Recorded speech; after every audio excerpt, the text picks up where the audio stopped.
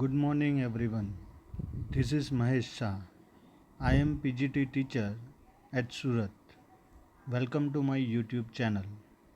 This video is for standard 10. Subject is social science and chapter number 5, India's heritage of science and technology.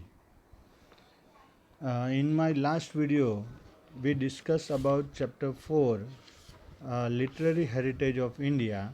In that we studied about the education of India, the different universities, and the contribution of different time period of Indian history. In that we studied about Vedic literature as well as classical literature. In this video we are going to study about the science and technology of our country in ancient period.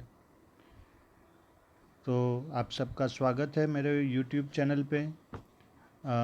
Video चालू करने से पहले as usual जो मैं आपको बोलता हूँ कि वीडियो पसंद आए तो आपको लाइक करना है, चैनल को सब्सक्राइब करना है और बेल आइकन को प्रेस करना है, जिससे कि आपको नए जो वीडियो मैं अपलोड करूँगा उसकी इन्फॉर्मेशन मिल जाए और हो सके तो अपने फ्रेंड्स को भी इसके बारे में आपको बताना है।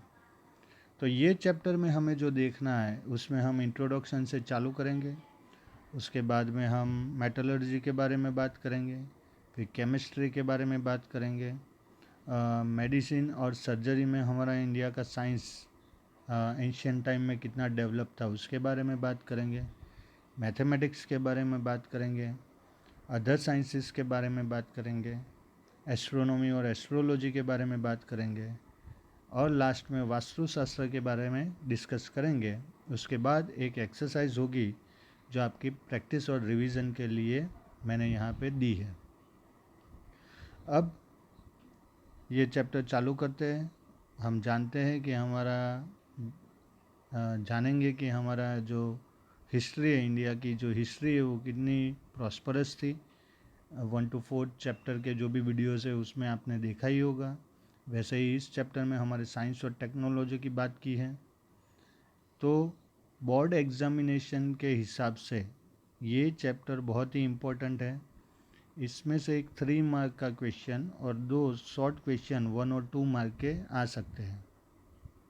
तो लेट्स स्टार्ट द वीडियो।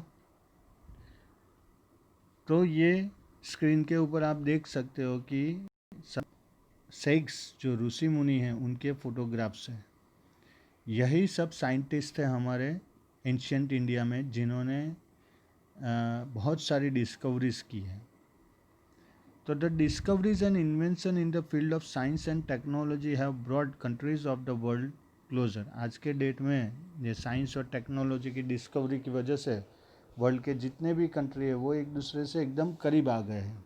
पर ये आज की बात है और सभी कंट्री में साइंस और टेक्नोलॉजी डेवलप्ड हो रहा है। पर जब एंशियंट इंडिया की बात करते हैं, 5,000 ईयर्स पहले की बात करते हैं, तो वर्ल्ड में इंडिया के अलावा कोई कंट्री के पास साइंस और टेक्नोलॉजी नहीं थी। Cooperation among all the nations has increase, hence new attitude has developed.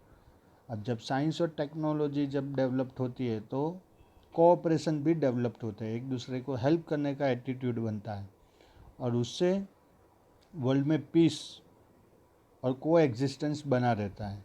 Countries have become oriented towards peaceful coexistence and world peace. Since science means systematic knowledge and technology means the practical utility of systematic knowledge. तो science और technology दोनों एक word नहीं है, दोनों अलग अलग है। और ये डेफिनेशन बोर्ड एग्जामिनेशन में 2018-19 के बोर्ड एग्जामिनेशन में आई थी। तो साइंस यानी क्या है? तो साइंस यानी नॉलेज, सिस्टमेटिक नॉलेज, और टेक्नोलॉजी वो सिस्टमेटिक नॉलेज को कैसे यूज़ करना है उसका नॉलेज, उसकी नीड। तो साइंस और टेक्नोलॉजी दोनों एक वर्ड नहीं है, दोनों अलग अलग हैं, पर फिर भी दोनों की यूटिलिटी और मर्जर और नीड्स की वजह से वो एक दूसरे के साथ जुड़ गए हैं।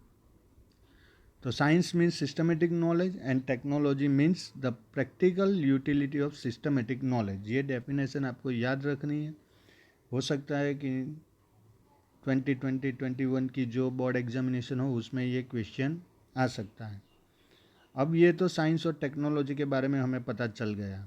अब यहाँ पे हमें बात करनी है कि हमारा जो साइंस था, एंशियंट साइंस ऑफ इंडिया, जिसको हेरिटेज भी बोल सकते हैं, और टेक्नोलॉजी, वो कैसा था। तो द ग्रेट सेक्स of our ancient India have gifted invaluable heritage of science to the world. तो हमारे जो ऋषि मुनि थे उन्होंने ऐसी ऐसी डिस्कवरी की है जो आज की डेट में भी मॉडर्न कंट्रीज़, मॉडर्न साइंस का बेस है। अगर शायद हमने वो नहीं ढूंढा होता, अगर हमारे जो ऋषि मुनि हैं उन्होंने ये डिस्कवरी नहीं की होती, तो पॉसिबल है कि आज जितना साइंस एडवांस है उतना नहीं होता। They have made outstanding contribution in the field of metallurgy, chemistry, science of medicine, surgery, mathematics, astronomy, astrology, Vastushastra and physics. तो कोई एक फील्ड में हमने डेवलप नहीं किया था या डिस्कवरी नहीं की। Metrology, chemistry, science of medicine, surgery, mathematics, astronomy, astrology, Vastushastra, physics, ये सब में हमने बहुत ही इनोवेटिव आइडियाज़ और कॉन्सेप्ट ढूंढे थे। It is a matter of great pride for us. तो ये हमारे लिए बहुत ही गौरवशाली बात है कि ये सब हमारी कंट्री में पहले होता था। हमें प्राउड होना चाहिए कि हम इंडिया में हैं और हम इंडिया के सिटीज़न हैं। India has contributed not only in the field of literature, art, religion, education and philosophy, but also it has made immense contribution in the field of science and technology. तो 1 to 4 chapter में जो हमने literature, art, religion, education के बारे में पढ़ा, इतना ही हमारा कंट्रीब्यूशन नहीं था। इसके अलावा भी साइंस और टेक्नोलॉजी में जो हमारा कंट्रीब्यूशन था, that is very important among the all the countries of the world. Modern age researches have proved that India has scientific aptitude along with religious outlook. तो आज की डेट में जो रिसर्च हुए उससे पता चला है कि इंडिया का जो कंट्रीब्यूशन है वो खाली रिलीजियस आउटलुक में नहीं, बट साइंस और टेक्नोलॉजी में भी उतना ही इम्पोर्टेंट था। हमारा जो टेक्नोलॉजी थी, हम जब ये सब साइंस और टेक्नोलॉजी यूज़ करते थे तब वर्ल्ड के बाकी कंट्रीज़ के लोग तो नॉमेडिक लाइफ स्पेंड करते थे। वर्ल्ड के बाकी कोई कंट्री में लैंग्वेज भी नहीं थी, यानी कोई लाइफस्टाइल भी नहीं थी, कोई लिटरेचर भी नहीं था, कोई एजुकेशन भी नहीं थी, कोई लैंग्वेज भी नहीं था। वो टाइम में इंडिया में language, literature, education, art, science, technology सब डेवलप्ड हुआ था। तो ये हमें बताता है कि इंडिया का जो कल्चर है, इंडिया की जो हिस्ट्री है, वो कितनी पावरफुल रही होगी। ये अलग बात है कि आज मॉडर्न टाइम में हम हमारा जितना भी नॉलेज थे वो कहीं ना कहीं भूल चुके हैं। वापस हम लोग ट्राई कर रहे हैं कि हमारा जो नॉलेज है उसको हम वापस गेन करें, और ये पॉसिबल भी होगा। अब ये डिपेंड आप लोगों के ऊपर करता है, जो अभी की जनरेशन है जो पढ़ रही है। If you are taking your education seriously, if you are interested in your education, then you will find out our hidden knowledge again and you make our country powerful nation of the world. तो ये आपकी responsibility है और इसकी वजह से ही आपके education के ऊपर इतना फोकस, इतना कॉन्सेंट्रेट किया जाता है। तो सबसे पहले हम बात करेंगे मेट्रोलॉजी के बारे में, जिसको धातु विद्या भी बोलते हैं। कि जब पूरे वर्ल्ड में कहीं पे कोई भी डेवलपमेंट नहीं था, तब हमारी कंट्री में मेटल में से स्टेच्यूज बनाने की टेक्नोलॉजी हमने डेवलप कर ली थी। Since ancient age the people of India use metallurgy in their practical life. Ancient India made extraordinary progress in the field of metallurgy. A metallic idol of female dancer discover from Indus valley civilization is an exemplary achievement of ancient India. तो जो वो female dancer discover जो statue हमें मिला था वो ये है। ये आपकी टेक्स्ट बुक में फ़ोटो नहीं है, पर यहाँ आपके नॉलेज के लिए मैंने यहाँ स्क्रीन के ऊपर आपको दिखाया है। Later statue of Buddha belong to the Kushan period have been found at Takshashila. तो ये जो बुद्ध का स्टेच्यू तक्षशिला से मिला, जो अभी पाकिस्तान में है, वो ये बुद्ध का स्टेच्यू मिला था। In South India, during the Chola period, numerous metal idols were made. The statue of Nataraj, a masterpiece in sculpture, is famous all over the world. तो ये स्टेच्यू चोला डायनेस्टी का है. नटराज जो है वो भगवान शिव का एक रूप है, जो हमने लास्ट थर्ड चैप्टर के वीडियो में हमने देखा था जब हम डांस फॉर्म की बात करते थे कि क्लासिकल डांस फॉर्म का जो स्टार्टिंग, डांस का जो स्टार्टिंग हुआ वो लॉर्ड शिव ने किया था. नटराज उनका वो फॉर्म है जब वो बहुत ही हैप्पी होते हैं या बहुत ही गुस्से में होते हैं और जब डांस परफॉर्म करते हैं और उनका जो रूप सामने आता है उसको नटराज बोला जाता है. तो ये जो नटराज का स्टेच्यू है वो पूरे वर्ल्ड में फेमस है. जितने भी डांसर्स है, खास करके तो क्लासिकल डांसर्स, वो इनकी ही पूजा करते हैं, नटराज की. It is preserved in museum of Chennai. ये स्टेच्यू आपको चेन्नई के म्यूज़ियम में मिलेगा. Another well known metal idol Ram the archer can be seen in the museum. वहाँ पे आपको राम, लॉर्ड राम की भी आपको स्टेच्यू मिलेगी. Artistic statues of gods and goddesses, birds and animals and betel nut cutter are considered to the best example of metallic art. तो ये सब स्टेच्यू आपको वहाँ पे देखने को मिलेंगे. ये टेक्नोलॉजी है हमारी पुरानी कि कैसे हम लोग मेटल को मेल्ट करके उसमें से स्टेच्यू बनाते थे. All of them have important place in the history of India. तो ये हमारी हेरिटेज है, इसे हमें संभालना चाहिए और इसके ऊपर और रिसर्च भी करनी चाहिए. हमें और डिस्कवरी करनी चाहिए कि ये उन्होंने कहाँ से सीखा. What is the pioneer thing for them to learn this art. उनको ये इंस्पिरेशन कहाँ से मिली. ये सब रिसर्च की बातें हैं. As a student of social science it is very important for us to gain new knowledge, excitement and हमें ये एहसास होना चाहिए, हमारे अंदर एक चाह होनी चाहिए कि मुझे नया कुछ जानना है, मुझे कुछ नया सीखना है और मुझे कुछ नया डिस्कवर करना है. तो ये है मेटलर्जी के बारे में. काफ़ी कम डिटेल है सिलेबस के हिसाब से, पर आप नेट के ऊपर से इसके बारे में और सर्च कर सकते हैं. अगर आपको साइंस में इंटरेस्ट डेवलप करना है तो इसकी जो डिटेल है वो आपको इंस्पिरेशन देगी, आप इससे इंस्पायर होंगे और जो कोई भी साइंस फील्ड में आगे जाके अपना करियर बनाना चाहता है उसके लिए ये टर्निंग पॉइंट हो सकता है. इसके बाद अगर हम बात करें तो केमिस्ट्री की बात आती है कि इंडिया की केमिस्ट्री कितनी एडवांस थी. उसमें आचार्य नागार्जुन जो नालंदा यूनिवर्सिटी के स्कॉलर थे वो टॉप पर थे. Chemistry is an experimental science. ये कोई थियोरिकल सब्जेक्ट नहीं है. केमिस्ट्री में आपको एक्सपेरिमेंट करना पड़ता है. This science is very useful for various minerals, plants, seeds, for agriculture, making of various metals और to bring changes in them. तो ये जो केमिस्ट्री है वो बहुत ही इम्पोर्टेंट सब्जेक्ट है. इससे आप मिनरल्स ढूंढ सकते हो, प्लांट्स के बारे में आप जान सकते हो, एग्रीकल्चर के लिए हेल्थी सीड्स आप बना सकते हो जिसको आप ग्रीन रेवोल्यूशन बोलते हो. अलग अलग मेटल बना सकते हो और उसमें चेंज भी ला सकते हो. It is also useful for making medicines. और मेडिसिन्स बनाने के लिए भी केमिस्ट्री का नॉलेज होना बहुत ही ज़रूरी है. आचार्य Nagarjuna, learned Buddhist of Nalanda University, is known as the Acharya in the field of chemistry. तो आचार्य नागार्जुन के बारे में अगर आप नेट से सर्च करोगे, ये उनका फ़ोटो है जो फर्स्ट पिक्चर है ये वाला, वो नालंदा यूनिवर्सिटी के स्कॉलर थे और उनको केमिस्ट्री के फादर हमारे इंडिया में माना जाता है. He had written book like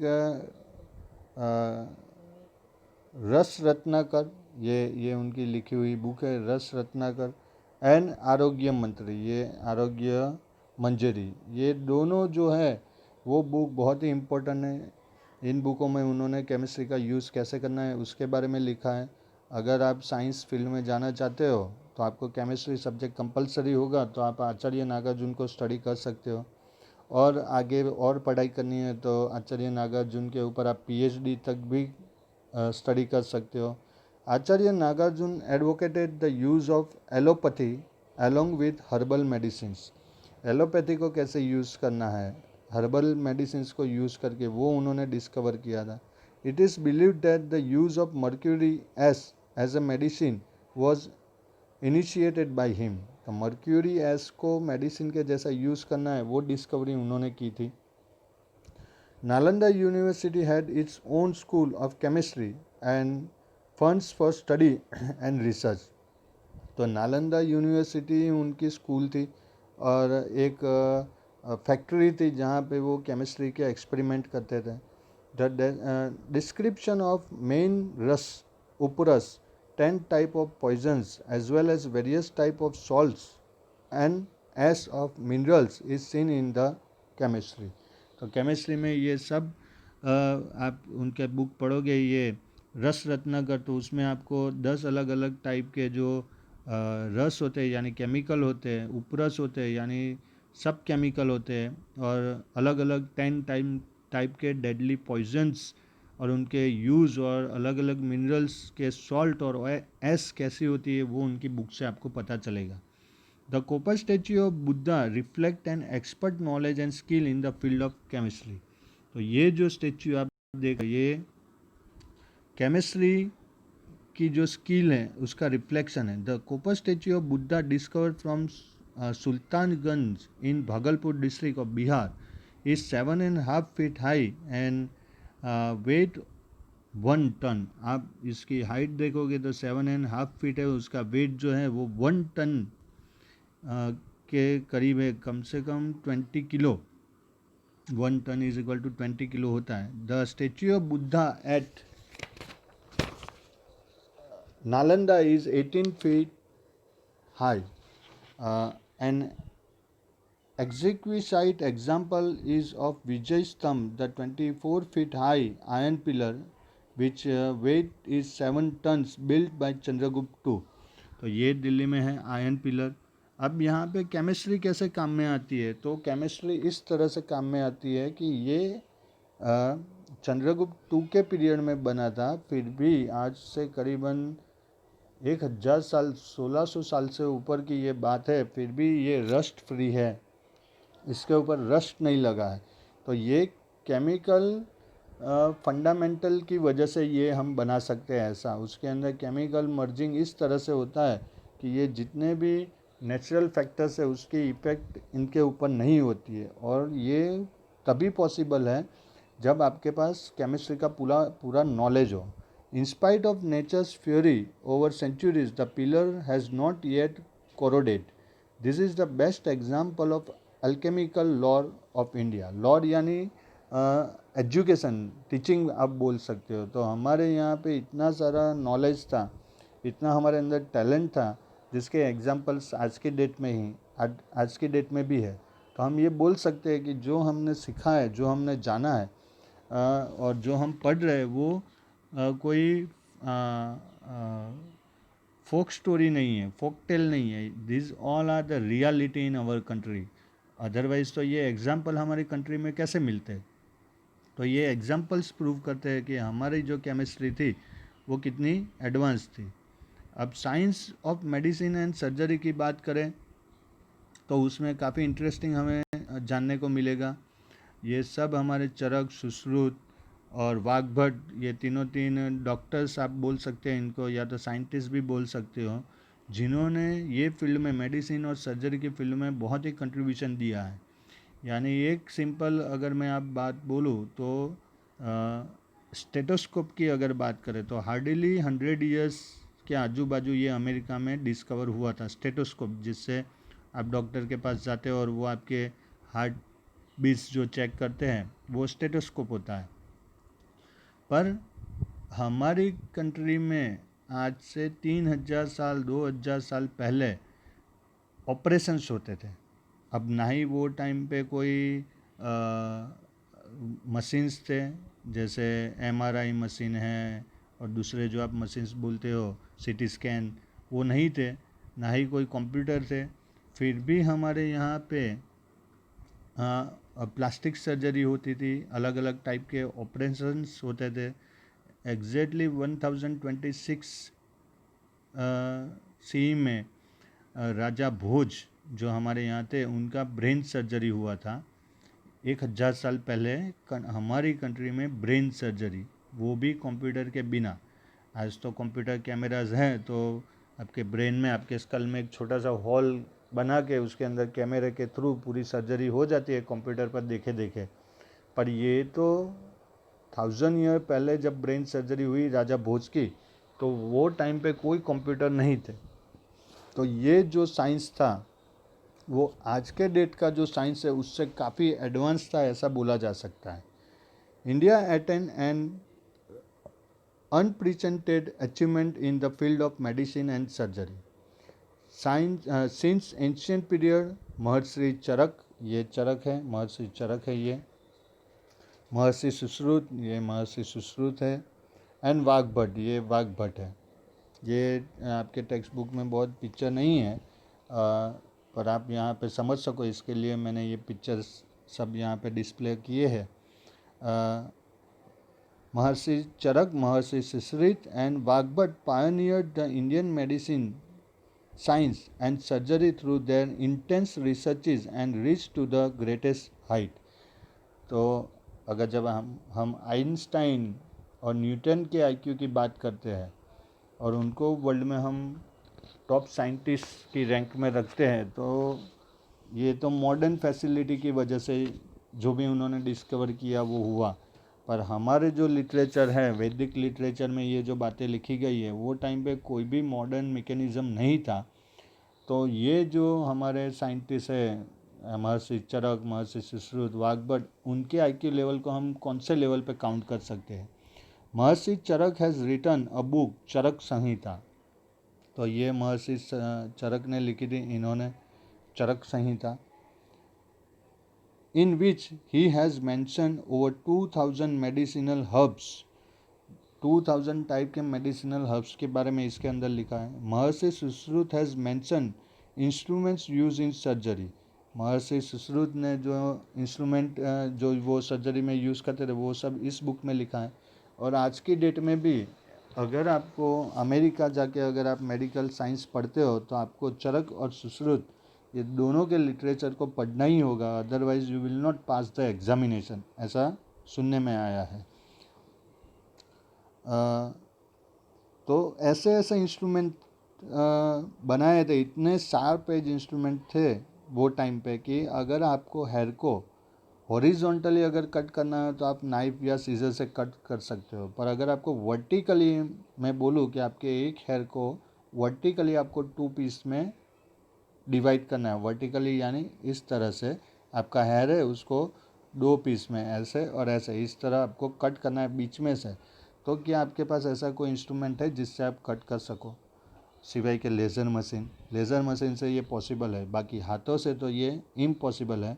पर हमारे यहाँ ऐसे इंस्ट्रूमेंट भी इन्वेंट हुए थे जो हेयर को वर्टिकली 2 पीस में कन्वर्ट कर सकते थे। और ये सब आपको डिटेल्स सुश्रुत संहिता में मिल जाएगी। The instrument were so sharp that they would split a single vertical hair into 2 division.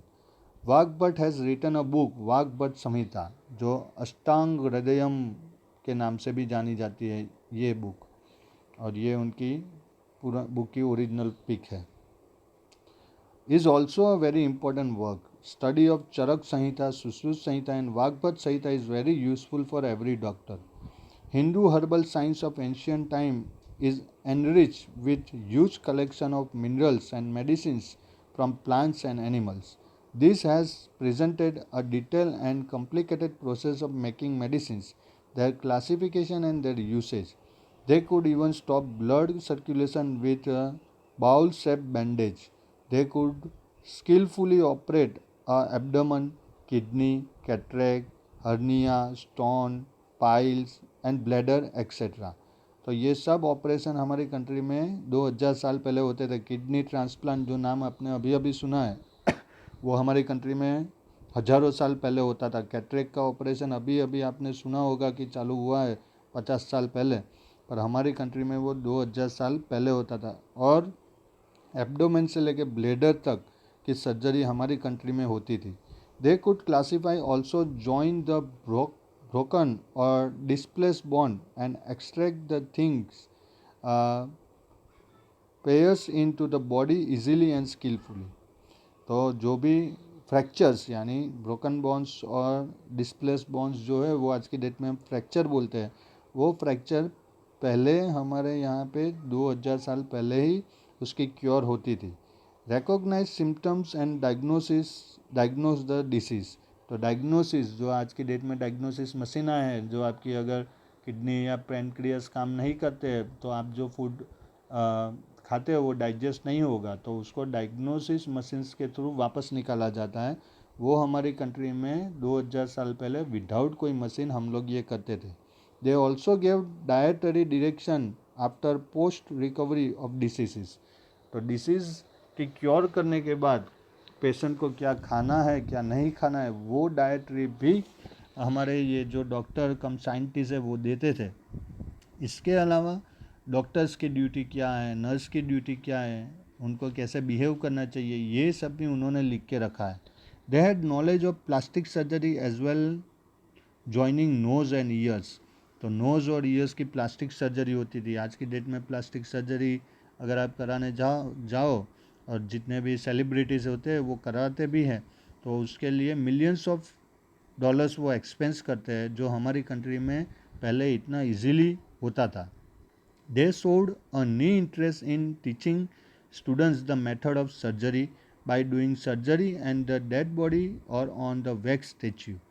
तो ये उन्होंने सीखा और उन्होंने दूसरे स्टूडेंट को सिखाया। वो सिखाने के लिए वो डेड बॉडी को यूज़ करते थे या तो वैक्स स्टेच्यू बना के उसके थ्रू हमें सिखाते थे। जैसे आज के डेट में स्केलेटन, जो आर्टिफिशियल स्केलेटन हम यूज़ करते हैं, वैसे वो टाइम पे वैक्स स्टेच्यू यूज़ होता था। They conducted risky operation during delivery. They were expert gynaecologist and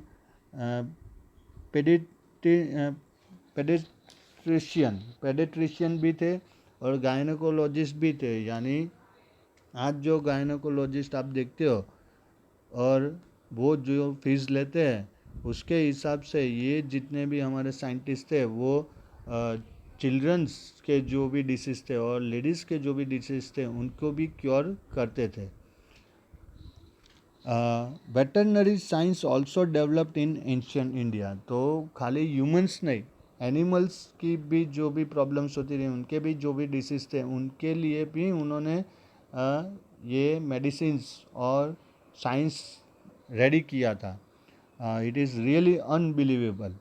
they wrote books on disease related to the horses and elephants. Horse और एलिफेंट के जो भी डिसीज़ होते हैं उनके रिलेटेड उन्होंने बुक लिखी थी। अमोंग देम हस्ती आयुर्वेदा। ये जो है वो हस्ती आयुर्वेदा का पिक्चर है।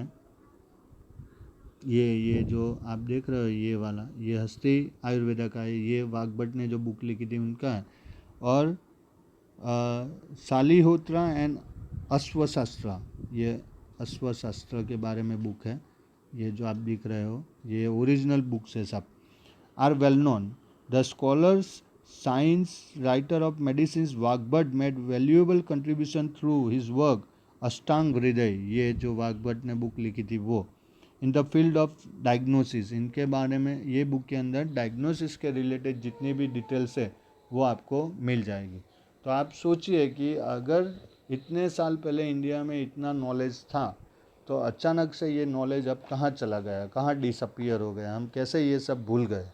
तो इसके पीछे ये ब्रिटिश रूल का जो पीरियड है वो बहुत ही इम्पोर्टेंट पीरियड है। ये 200 ईयर्स में ब्रिटिशर्स ने कांस्टेंट हमें बोला है कि हमें कुछ नहीं आता, हमें कुछ नहीं आता, हमें कुछ नहीं आता, और फाइनली हमने मान लिया कि हमें कुछ नहीं आता। और उन्होंने जो भी हमारे ये फैक्ट्स थे उनको कहीं ना कहीं डिस्ट्रॉय कर दिए या तो कहीं ना कहीं हाइड कर दिए, इसलिए ये नॉलेज हमारे माइंड से कहीं ना कहीं डिसअपियर हो गया। पर मेरा ऐसा मानना है कि if you were the number one in your past, then you should number one in your future. You become number one in your future. तो अगर आप हिस्ट्री में, अगर आपके पास्ट में अगर नंबर वन थे तो आप फ्यूचर में भी नंबर वन बन सकते हो। बिकॉज जो भी हमारा नॉलेज था वो हमारे माइंड से कहीं ना कहीं डिसअपियर हुआ है, पर जो हमारे जीन्स है जो जो हमारे इंसेक्टर हैं उनके पास से हमें जो जीन्स में हमारे जो नॉलेज मिला है वो कहीं डिसअपियर नहीं होगा। प्रॉब्लम ये है कि हमारा फोकस उनके ऊपर नहीं है और हमें ट्रस्ट नहीं है। जिस दिन हम लोग ट्रस्ट कर लेंगे, हम लोग हमारे ऊपर भरोसा करेंगे खुद के ऊपर, तो डेफिनेटली फ्यूचर में जो हमारी हिस्ट्री में हमारी जो रेपुटेशन थी, हमारी जो लेवल थी, हमारी जो प्रॉस्पेरिटी थी, वो फ्यूचर में भी वापस हम गेन कर सकते हैं। तो आज के वीडियो में अब हम यहाँ तक ही बात करेंगे। इसके पार्ट 2 में हम मैथमेटिक्स और एस्ट्रोलॉजी और एस्ट्रोनॉमी और वास्तुशास्त्र के बारे में बात करेंगे। तो आई होप कि यहाँ तक के वीडियो में जो भी मैंने डिस्कस किया है वो आपको इजीली समझ में आ गया होगा।